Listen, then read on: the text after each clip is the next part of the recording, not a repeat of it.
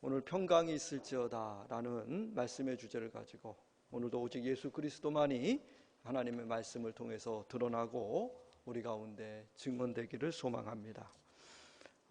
우리가 인생을 살다 보면은 두려움이라고 하는 그러한 어려움이 우리 가운데 몰려올 때가 참 많이 있습니다. 우리가 어린 시절에 보면은 아이들이 높은 곳에서 잘 뛰어내리지 못하는데 두려움 때문에 그러죠. 근데 한번 뛰어내리기 시작하면은, 한번 뛰어내린 경험이 있으면은 그 다음부터는 웬만한 높은 곳에서도 훌쩍훌쩍 아이들이 잘 뛰는 것을 우리가 볼 수 있습니다. 근데 두려움이 있을 때는 절대 못 뛴다는 거죠. 두려움이 있을 때는 우리가 한 걸음도 앞으로 나가지 못한다, 이것입니다. 우리가 인생을 살면서도 수많은 그러한 두려움과 그리고 인생을 갖다가 힘들게 하는 일들이 참 많이 있다는 것입니다. 그럴 때마다 이러지도 못하고 저러지도 못할 때 참 많다는 거예요. 갈팡질팡할 때. 오늘 코로나19로 인해서 우리 모두도 참 두려움이라고 하는 큰 적을 만난 거 아니겠습니까? 눈에 보이지도 않는 작은 바이러스가 오늘 전 세계를 얼마나 공포 가운데 몰아넣는지 우리가 여실히 보고 있습니다. 오늘 부활절 셋째 주일을 맞이하여서 이와 같은 두려움이 가득한 곳은 오늘 이 시대뿐만이 아니라 바로 오늘 우리가 읽은 본문의 말씀, 제자들의 삶도 동일하게 두려움으로 가득 차 있다는 것을 볼 수가 있습니다. 제자들이 예수 그리스도가 십자가에 처참히 못 박혀 죽은 것을 보고서 실망과 좌절에 빠지죠. 그래서 그들이 한 곳에 몰래 숨어서 문을 꽉 닫고 그렇게 모여있는 장면이 오늘 본문의 말씀입니다. 그곳에는 엄청난 두려움, 가득 차 있는 공포, 그리고 낙심, 좌절, 이런 것이 가득 차 있는, 마치 오늘 우리가 코로나19 때문에 집에 꽁꽁 묶여 있듯이 오늘 제자들이 그랬다는 것입니다. 바로 그와 같은 상황 속에서 앞으로도 나가지 못하고 뒤로도 못 가는, 어떻게 할 수도 없는, 그들로서 할 수 있는 것은 그 두려움 앞에서 문을 꽉 잠그고, 두려움이 강할수록 문은 더 꽉 조이는 거죠. 점점 더 낙심과 시리에 빠져 있는 바로 그들의 모습을 우리는 오늘 본문에서 볼 수 있습니다. 바로 그와 같은 상황 속에서 오늘 죽으시고 그리고 다시 3일 만에 부활하신 예수 그리스도는 어디 계십니까? 오늘 본문의 말씀은 우리에게 명확하게 들려줍니다. 그 부활하신 주님은 세상 어디 하늘 위에 계시고 땅 아래에 계신 것이 아니라 바로 우리 가운데 함께한다, 이렇게 얘기합니다. 오늘 부활하신 주님, 죽으시고 부활하신 주님이 계신 곳이 어디냐고 우리가 이야기한다면 바로 여러분들이 가장 두려워하고 세상 앞에서 낙심하고 절망하고 있는 바로 그 자리라는 것을 오늘 말씀해 주고 있어요. 오늘 부활하신 주님을 만나는 공간은 바로 그와 같은 공간이에요. 세상에서 내 힘과 내 능력으로 뭐든지 다 할 수 있다고 그렇게 떵떵거리는 그곳이 아니라, 제자들이 예수님이 죽기 전에 그러지 않았습니까? 내가 주님과 함께 죽겠습니다, 이렇게 대단하게 이야기하지 않았어요? 근데 그거 아무 소용없다는 걸 보여주죠. 거기에 부활하신 주님이 함께하지 않습니다. 오늘 부활하신 주님은 여러분 꽁꽁 닫혀있는 바로 그곳에 오늘도 임재하신다라는 것입니다. 오늘 그 부활하신 주님을 만나는 하나님의 귀한 백성들이 꼭 되기를 소망합니다. 오늘 그 부활하신 주님께서 오늘 그 제자들 가운데 나타나셔서 그들에게 삶의 이야기를 들려줍니다. 다시 인생을 회복할 수 있는, 다시금 새롭게 할 수 있는 말씀을 그들에게 딱 던지죠. 그 말씀이 뭡니까? 바로 우리가 히브리어로 얘기하면 샬롬입니다. 오늘 본문 말씀 19절에 나오듯이 너희에게 뭐가 있어요? 평강이 있을지어다, 이 말이에요. 평강이 있을지어다. 여러분, 그 평강이라는 건 헬라어로 에이레네, 히브리어로 우리가 많이 사용하죠. 샬롬, 이런 거예요. 우리 가족끼리 한번 샬롬 한번 해보시면 좋을 것 같아요. 오늘 부활절에 예수님께서 처음 하셨던 말씀이에요. 우리 좌우 옆에 사람과 함께, 우리 가족들과 함께, 우리 자녀와 함께 샬롬 한번 해보세요. 샬롬, 샬롬. 이게 부활의 주님의 첫 말씀이에요. 꽤 의미 있는 건 아니겠습니까? 너희에게 평강이 있을지어다. 에이레네라고 하는 평화가 임할 것이다. 너에게 평강이 있을 것이다. 이 말씀이에요. 근데 여러분 구약 시대에 흔히 쓰던 말들이 그 이스라엘 백성들의 인사다 이렇게 얘기했잖아요. 근데 오늘 주님께서 이야기하는 이 샬롬은 그냥 우리가 스쳐 지나갔듯이 샬롬 이런 거 아니에요. 오늘 주님께서 이야기하는 이 샬롬은 아주 우리 어떻게 보면은 우리 내면 깊은 본질적인 삶을 변화시키는 샬롬을 얘기하는 거예요. 아주 깊게 그리고 또 우리들의 그러한 외면적인 삶을 움직이게 하는 행동하게 하는 그러한 샬롬이라는 거예요. 그러니까 우리가 그냥 평범하게 일상적으로 샬롬, 예수님이 그 샬롬은 아니라는 거예요.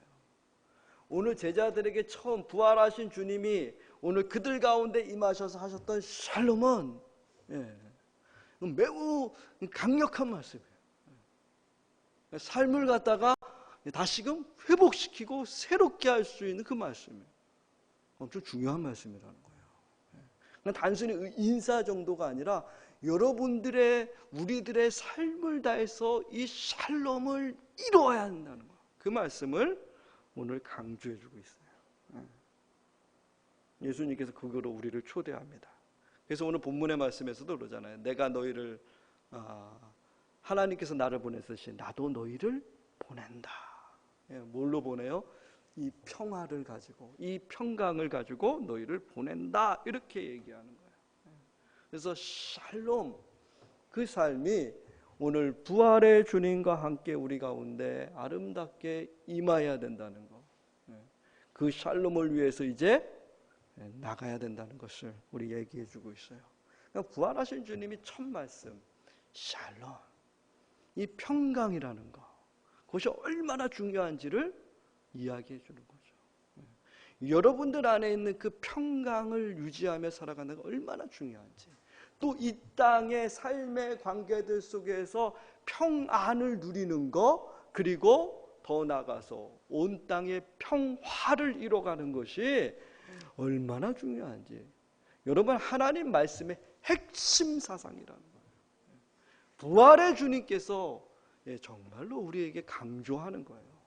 부활의 주님과 함께 이 삶을 이루라. 오늘 우리들의 가정과 우리들의 삶에 이 하나님께서 허락하시는 평강이 임하는 귀한 시간이 되기를 소망합니다. 평강. 근데 여러분 오늘 우리들의 삶의 자리에서 과연 이와 같은 온전한 평강을 우리가 누리고 있는지 우리가 생각해 보면 좋을 것 같아요. 과연 우리는 얼만큼 평강을 누리며 살고 있습니까? 여러분들 안에 평안이 얼만큼 있냐는 거예요. 여러분 코로나19 때문에 참 세상이 많이 바뀌고 있어요. 그 가운데 하나가 자연과 인간의 공존이 얼마나 중요한지를 코로나19가 보여주고 있어요. 그렇지 않습니까? 여러분 코로나19 때문에 지구가 막 변화되고 있어요. 하늘이 맑아지고 있다 그러죠.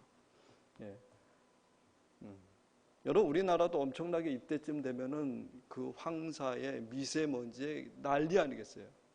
근데 여러분 중국이 모든 공장들이 가동이 일시적으로 다 멈추지 않았어요? 그 바람에 여러분 중국의 그 위성 사진을 봤더니 코로나 전과 후가 엄청나게 달라요. 그거는 중국뿐만 아니라 미국 뉴욕도 마찬가지예요. 하늘이 달라졌어요. 그리고 희귀 동물이 돌아오죠. 희귀 거북들, 그것들이 다시 돌아와요. 바다에서 지금 천연기념물들이 살아나고 있어요. 야, 우리 인간이 조금만 삶을 멈춰도 이렇게 자연은 맑아지는구나. 그러니까 우리가 얼마큼 자연과 공존하지 못하고 살았는지를 여실하게 보여줘요. 자연과 공존하지 못하면 결국 인간은 파괴되고 파멸될 것이다. 분명하게 얘기해 주는 거죠. 자연과 함께 해야 된다. 근데 우리는 인간이 있으면 자연은 자연스럽지가 못해요. 그래서 제일 자연스러운 건 뭡니까? 사람이 없는 거예요. 참 그런 상황들 속에 있습니다. 여러분 우리들 또 내면은 어떻습니까? 여러분들의 삶의 자리는 평강이 임하고 있습니까? 지금 우리 사회가 얼마나 편안해졌는지 몰라요. 편리해졌어요. 모든 것이 너무 편리해졌어요. 그렇지 않습니까? 그 예전에는 집안에 선풍기 한 대 있으면 대단한 집안이었다 그럽니다. 그리고 거기에 TV가 있으면은 끝장나는 거예요. 그 집은요. 그런 때가 여러분 옛날이 아니에요. 호랑이 담배 얼마 안 됐어요. 예. 여러분 70년대 80년대만 해도 정말로 70년대만 해도 그 TV 한 대만 있어도 대단한 집안이에요. 거기도 칼라 TV면 난리 나요. 근데 지금은 어떻습니까? TV가 문제입니까? 선풍기가 문제입니까? 에어컨에. 그리고 여러분 집안에 이제는 빨래까지도 건조까지 얼마나 편리해졌습니까? 집에서 손 까닥까닥 하면은 음식들이 바로 코앞에 다음날 배달돼요. 몇 시간 뒤에 바로바로 와요. 그런데 여러분 그렇게 편리해진 세상 속에 여러분 삶은 편리해졌지만 여러분 내면은 여러분들 속 깊은 곳에는 정말 평강이라는 것이 얼마큼 있습니까? 반대라는 거예요. 오히려 예전에 있는 사람들이 여러분 더 평강 누린다는 거 아십니까? 여러분 선진국에서 그렇게 잘 살고 그렇게 돈 많이 벌고 떵떵거리는 사람들의 자살률이 훨씬 높다는 거 아세요? 우리나라가 여러분 이번에 코로나19로 인해서 우리나라가 야 이렇게 선진국이었구나 이걸 갖다가 우리 스스로가 막 느끼기 시작했대요. 이렇게 선진국이었구나. 여지까지 우리나라가 잘 몰랐다는 거예요. 미국 분이 그러더라고요. 일제 식민지의 잔재로 인해 가지고 우리가 이렇게 뛰어난 민족인데 그거 다 잊어버린 거예요. 지금 코로나19로 야 이만한 선진국이 세상에 없구나라는 걸 갖다가 막 느끼지 않습니까, 여러분? 이렇게 잘 살게 됐다네. 근데 여러분 자살공화국 아니에요, 우리나라가요? 자살률의 1등, 2등을 갖다 달리지 않습니까? 여러분 많은 것을 누리고 많은 것을 가졌다고. 예전에 여러분 보릿고개 시절에 여러분 더 안 죽었어요. 오손도손 여러분 하루하루 먹을 것에 감사하며 사는 그런 시절도 분명히 있었어요. 지금 여러분 물질이 많다는 것이 나쁘다는 것이 아니라 우리 속에 정말로 평강이 있느냐는 거예요. 편리해진 만큼 평강이 있어야 될 거 아니에요. 그게 더 중요한 것 아니겠습니까? 어떻게 보면은 아무리 편리하면 뭡니까? 여러분의 내면은 망가져가지고 온갖 상처와 그런 아픔들로 가득 차 있다면 매일매일 여러분들의 마음은 흔들린다면 우울하고 두려움으로 매일 가득 차 있다면 그래서 한 발자국도 나가지 못하고 이러지도 못하고 저러지도 못하고 여러분 어떻습니까? 여러분 오늘 그와 같은 현실 바로 그와 같은 자리 속에서 오늘 부활하신 주님이 함께 하시며 우리 가운데 매우 중요한 말씀을 우리 가운데 들려줍니다. 어떤 말씀입니까? 오늘 본문 말씀 22절에 이렇게 얘기하죠.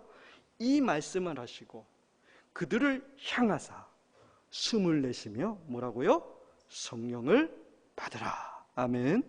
우리 가족과 함께 한번 얘기해 보세요. 옆에 같이 한번 오늘 부활절이기 때문에 성령 받으라. 아멘. 성령 받으라. 여러분 이게 부활하신 주님만이 주실 수 있는 능력이에요. 여러분 오늘 부활하신 주님께서 어떻습니까? 깊은 숨을 쉬셨다. 여러분 한번 숨 한번 크게 한번 쉬어보세요. 근데 그런 숨이 아니라 오늘 말씀 속에 나오는 예수님이 숨을 쉬셨다는 것은 창세기 2장에 나오는 루아흐라고 뭐라 그러죠? 흙에 하나님께서 뭘 집어놨어요? 생기, 그 루아흐를 얘기해요. 히브리어로 루아흐, 생기, 생명. 여러분 성령이 그거예요. 오늘 여러분 성령 충만하다는 것은 내 속에 뭐예요? 예수 그리스도의 생명으로 충만하다. 여러분 그 충만함으로 내 안에 하나님께서 주시는 평강과 기쁨을 우리 가운데 가득가득 채우라라는 그런 얘기겠죠. 그래서 예수님께서 성령 받으라 이렇게 우리 가운데 말씀합니다. 성령으로 내 안을 가득 채워라. 예수 그리스도의 생명으로 가득 채워라 이렇게 얘기해요. 그 가득 채워서 어떻게 해요? 세상에 나가 이렇게 얘기하는 거예요. 오늘 부활하신 주님의 그러한 생명으로 내 안을 가득 채워가지고 예수님께서 우리에게 뭐라 해요? 세상에 나가. 오늘 예수 그리스도가 아니면 여러분들하고 성령하고는 전혀 상관없는 사람들이에요. 오직 예수 그리스도만이 우리 가운데 성령을 부어주시는 분이라는 걸 오늘 분명하게 증거하죠. 이 부활하신 주님께서 우리에게 성령의 은혜와 은총을 불어넣어 주셔서 왜 불어넣어 주십니까? 세상 앞에 담대하라는 거예요. 가서 평화의 삶을 이루라는 거예요. 내 안에 평강을 누리라는 거예요. 그 말씀이에요. 그래서 여러분, 오순절 성령의 은혜를 받은 제자들이 가장 달라진 삶이 뭐예요? 담대함이에요. 부활하신 주님을 만난 제자들의 가장 달라진 점이 뭡니까? 담대함이에요. 문을 박차고 나가요. 세상 앞에 나가서 예수가 부활하셨다고 증거하기 시작해요. 예수가 부활했다는 게 뭔가? 이제 내가 새로운 삶을 주님과 함께 살아갑니다. 이 고백이에요. 이전과는 다른 인생입니다. 라는 그 고백을 하는 거예요. 십자가에 처참하게 죽었던 그분이 다시 살아나신 부활하신 주님, 여러분 그 주님을 통해서 이제 나가는 거예요. 성령 받으라. 세상 앞에 담대하라는 겁니다. 예수님께서 응원하는 거예요. 세상 앞에서 여러분 두려워 떨지 말라고 얘기합니다. 여러분들의 내면, 여러분들의 속삭 새롭게 하라는 거예요. 여러분 이 성령의 은혜를 통해서 오늘 여러분 내 안에 평강과 우리 안에 평화를 이루어야 됩니다. 그러기 위해서 우리 좀 더 생각해 볼 것은 뭡니까? 바로 여러분 내면의 관계를 우리가 변화시켜 나가요. 중요한 말씀. 내면에. 여러분 앞에서 계속 얘기했던 겁니다. 여러분들의 속사람을, 여러분들이 정말로 흔들리지 않는 세상의 편안함이 아니라 하나님께서 주시는 성령의 평강을, 평정을 누릴 수 있는, 사도 바울이 어떤 삶의 자리에서도 여러분 자족할 수 있는, 감사할 수 있는 그 능력, 그거 기르라는 그 말씀이에요. 그러기 위해서 여러분 가장 중요한 건 뭡니까? 내 안의 관계를 변화시키기 위해서 가장 중요한 건 내가 변해야 돼요. 네. 여러분 많은 사람들이, 여러분 이번 국회의원 선거 때도 많은 사람들이 막 나가서 막 외치지 않습니까? 내가 세상을 변화시키겠습니다. 이 땅을 변화시키겠습니다. 여러분 암만 그렇게 큰 구호 외쳐봤자 무슨 소용이에요? 가장 중요한 건 뭐예요? 내가 변해야 돼요. 여러분 내가 변하지 않으면 절대로 세상은 눈꼽만치도 안 변해요. 그래서 여러분 구호 외치고 선동하고 이런 사람들이 무서운 이유 중에 뭡니까? 그 속은 하나도 안 변했으면서 그렇게 외치는 거. 그것 때문에 여러분 힘들고 어려울 때도 참 많아요. 네. 여러분 오늘 내 안을 새롭게 하게 내가 변해야 돼. 근데 정말 잘 안 변하지 않습니까? 네. 지독히도 안 변하는 것 중에 하나가 바로 나예요. 네. 세상 모든 건 다 변해가는데 도대체 나는 안 변해요. 그렇잖아요. 예전과 지금하고 내가 달라진 게 뭐가 있어요? 솔직하게 한번 내 안을 들여다보세요. 여러분 예수 믿고 예수 믿기 전과 믿기 후 여러분 내 안이 어떻게 지금 달라지고 있습니까? 여러분 근데 여러분 내가 달라졌다고 하지만 예전에 그 쓴뿌리들이 고스란히 막 올라올 때도 너무 많지 않아요? 여러분 성경은 그래서 우리에게 분명히 얘기합니다. 여러분 내면의 관계를 변화시키기 위해서는 여러분 내 힘으로는 no, 불가능하다. 여러분 여러분들의 힘으로는 절대로 불가능하다 이 얘기하는 거예요. 바울이 로마서에서 그렇게 은혜만 외친 것도 마찬가지예요. 너의 힘으로 불가능해. 너가 암만 노력한다고 될 것 같니? 안 된다는 거예요. 여러분들이 아무리 수련을 하고 아무리 노력해도 여러분 진정한 평강을 누릴 수 있어요? No, 안 된다는 거예요. 여러분 잘 알지 않습니까? 얼마나 지금까지 노력했어요? 얼마나 애써봤어요? 내 속에 있는 쓴뿌리들, 내 속에 있는 수많은 여러분들 그런 잘못된 감정들, 어렸을 때 봤던 수많은 그런 상처들 아직도 고스란히 있잖아요. 네. 그 고스란 거 보라는 겁니다. 우리 힘으로 안 돼. 여러분 탕자의 비유에서 예수님께서 제일 강조하는 것이 뭡니까? 여러분 인생이 여러분 새로워지고 인생이 변화되는 건 오직 딱 하나라고 그럽니다. 내 힘으로 안 되고 어떻게 해요? 아버지께로 어떻게? 돌아갈 때만 해. 그거예요. 유일한 길이에요. 탕자가 다시 회복할 수 있는 유일한 길은 뭡니까? 아버지께로. 그래서 여러분 그렇게 하나님의 관계가 중요하다는 거예요. 여러분 하나님과 나와의 관계가 회복되지 않으면 여러분들이 세상에서 아무리 평강을 누리고 아무리 편안하고 아무리 안락하고 모든 거 다 안 돼요. 여러분들이 이제부터는 잘 살 거야, 내 마음 변화시킬 거야, 새롭게 살 거야 될 것 같아요? 하나님과의 관계가 1도 안 변했으면 여러분 세상과의 삶 속에서 내 안에 내면은 하나도 내 관계는 안 변해요. 오늘 여러분 그 속에 예수님께서 샬롬을 이루라 이렇게. 그래서 부활하신 주님을 통해서만이 오늘 우리 가운데 참된 샬롬을 이룰 수 있다라고 얘기하는 거예요. 부활하신 주님의 이 샬롬, 그 평강, 여러분 성령의 능력을 통해서 내 속을 날마다 새롭게 할 때만이 여러분 가능하다는 겁니다. 여러분 오늘 부활주일 셋째 주일 맞이해서 여러분들 안에 성령의 능력을 통해서 평강의 삶을 시작하기를 오늘 주님께서 바라셔요. 근데 여러분 살다 보면 또 우리는 내 안에 수많은 그러한 쓴뿌리들, 상처들이 나를 갖다 막 얽매어질 때가 참 많을 것입니다. 넘어질 때가 참 많을 거예요. 여러분 그때마다 여러분 잊지 마시기 바랍니다. 부활하신 주님께서 생명의 호흡을 가지고 우리 가운데 성령을 불어넣고 있다는 것, 그 성령의 은혜를 우리 가운데 허락하고 있다는 것, 그 하나님의 부활하신 주님을 통해서 하나님과의 관계를 날마다 회복해가는 것. 그때 여러분 오늘 우리 속에 주님께서 말씀하시는 진정한 평강의 삶이 아름답게 이루어질 줄 믿습니다. 부활하신 주님을 통해서 여러분들의 내면의 관계를 새롭게 하는 주의 백성들이 꼭 되기를 소망합니다. 두 번째는 여러분 일상의 관계를 변화시켜야 돼요. 일상의 관계. 여러분 참 재밌는 것 가운데 하나가 뭐냐면은 가장 가까운 사람끼리 가장 많이 싸운다는 거예요. 가장 가까우면 가장 친해야 되지 않겠습니까? 그러지 않는다는 거예요. 그래서 여러분 적은 외부에 있는 것이 아니라 어디 있다 그래요? 내 안에, 내부에 있다 이렇게 얘기해요. 요즘 하루에도 여러분 어떠냐면은 가장 가까이 사는 사람인데도 우리가 얼마나 많이 수없이 많이 미워하는지 모릅니다. 이상하죠? 미워할 때가 참 많다는 거예요. 여러분 그만큼 우리들의 삶의 관계들이 엉킬 때가 많고 이렇게 흔들릴 때가 참 많다는 거예요. 여러분 그와 같은 우리들의 삶의 관계 제일 중요한 건 바로 그 가정입니다. 여러분들의 가정 안에서 여러분 부부 관계죠. 그리고 부모님과의 관계, 자녀들과의 관계. 여러분 그 관계들 속에서 우리가 평화의 삶을 정말 우리가 이뤄가라는 이게 주님의 말씀입니다. 근데 여러분 잘 안 돼요.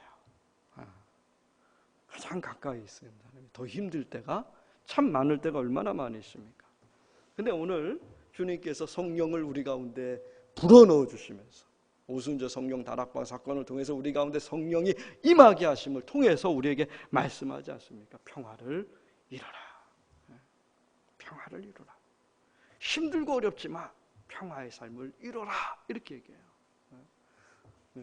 여러분 그 평화의 삶 가운데 우리가 이루기 정말 중요한 것 중에 하나는 우리 교회 2019년도 목표죠.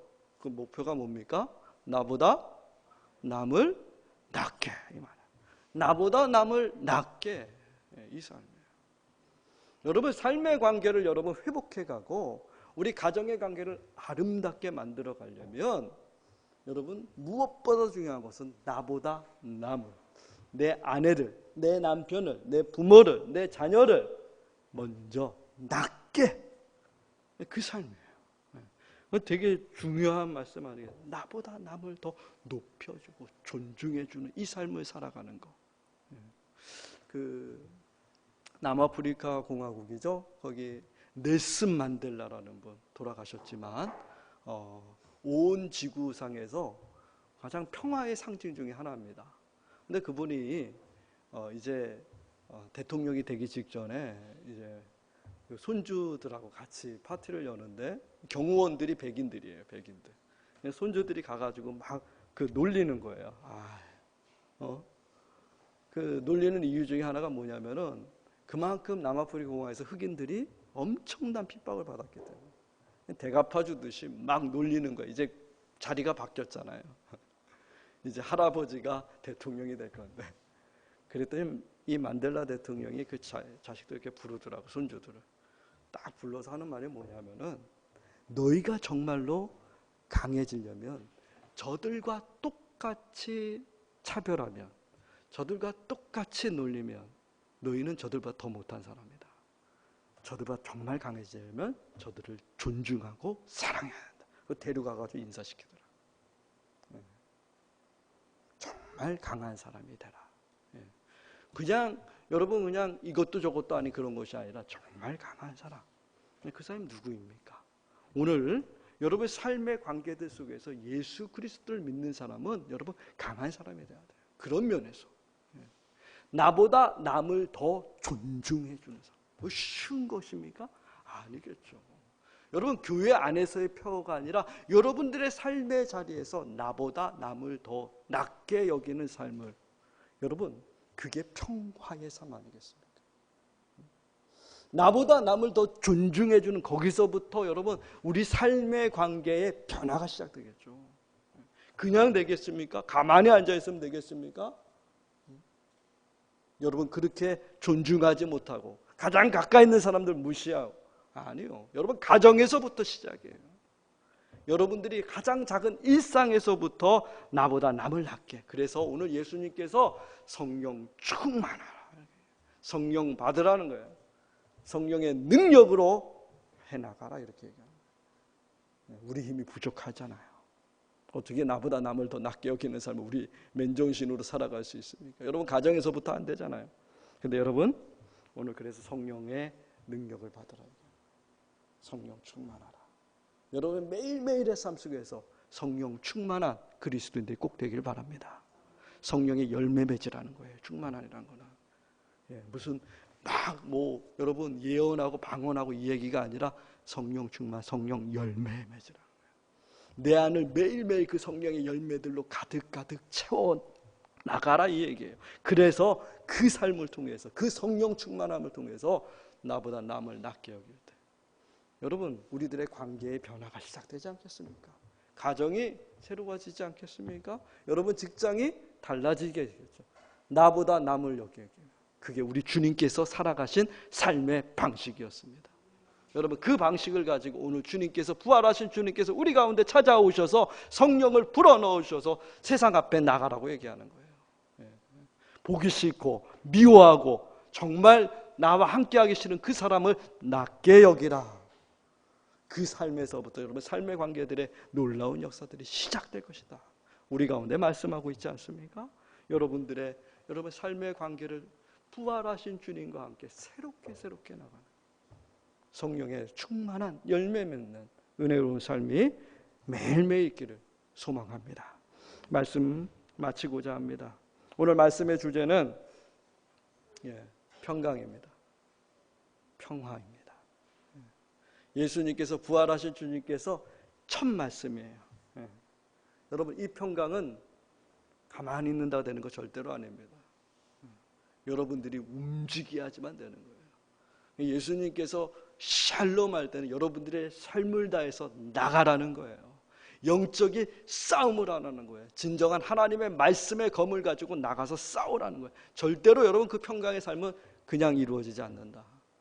그래서 여러분 죽으시고 부활하신 주님이 여러분들과 함께하지 않으면 우리 가운데 평강은 없다라는 거예요.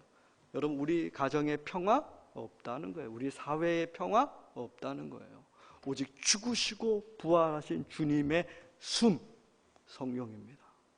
그 성령의 능력을 통해서 여러분들의 내면을 변화시키고 여러분들의 삶의 관계를 날마다 변화시켜 나가는 하나님의 거룩한 종들이 꼭 되기를 소망합니다. 우리 힘으로 불가능할 때가 많을 것입니다. 어려울 때가 많을 것입니다. 하지만 부활하신 주님께서 여러분 큰 숨을 쉬어서 여러분들에게 불어넣어 주실 것입니다. 오늘 부활주일 그 부활하신 주님의 큰 숨을 받아서 평강의 삶 아름답게 이뤄가시기를 주님의 이름으로 축원드립니다. 기도하시겠습니다. 하나님 감사합니다. 부활하신 주님께서 우리 가운데 함께 하옵소서. 우리 가정에 임하여 주시고 내가 이 시간 예배드리는 그 자리에 동행하옵소서. 그 부활하신 주님의 우리 가운데 함께 하셔서 오늘 우리 가운데 말씀하시는 평강의 삶이 우리 가운데 아름답게 이루어지는 주의 백성들 다 되게 하옵소서. 오늘 큰 숨으로 성령으로 부활하신 주님이 우리와 함께 하십니다. 하나님, 이 험난한 세상 코로나19로 인해서 두렵고 떨리는 이 삶의 자리에서 참된 평강을 누리는 하나님의 거룩한 종들 다 될 수 있도록 은혜와 축복을 더하여 주옵소서. 예수님의 이름으로 기도하옵나이다. 아멘.